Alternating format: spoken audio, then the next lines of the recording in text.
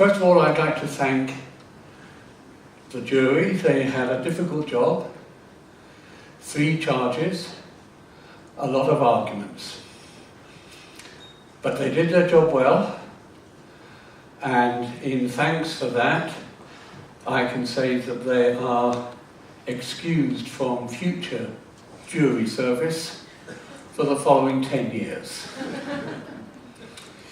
It was obviously a difficult decision because of the quality and power of all of the arguments. And yet it was a decisive decision.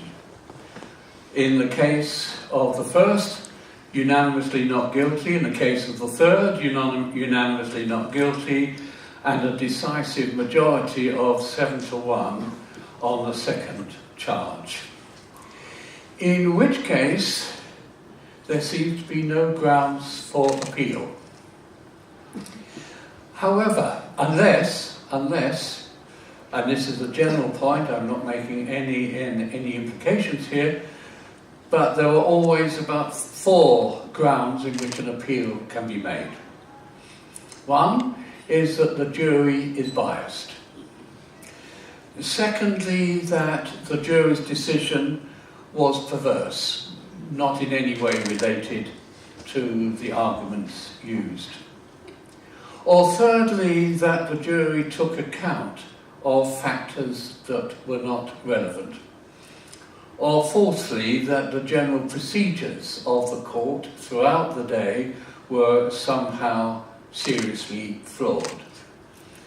Now, it may well be difficult to demonstrate any of those 4 criteria, but it is my duty as a judge in this court just to point out that on those grounds an appeal can be made, providing it can be demonstrated that any of those 4 factors were operative and that they influenced the result.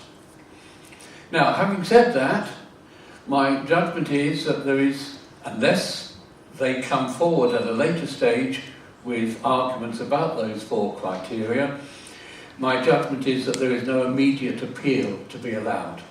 However, this is not a criminal case. In other words, cash itself is not a crime. And therefore, the approach to courts of crime doesn't really apply in this particular case, which means that if circumstances change, and change significantly, this non-criminal case can always be put again. But again, it would be the counsel for the prosecution. If they wanted to do that, they would have to demonstrate to a higher court that circumstances are sufficiently changed now that in the public interest it would be valuable to have a similar trial again. So at that point, I close the court. I wish to thank everyone involved, a very active Zimbabwean public, which is unusual, and secondly, of course, to thank the counsel for the prosecution and defence for the careful way they have prepared for this trial and the careful way in which the arguments have been put.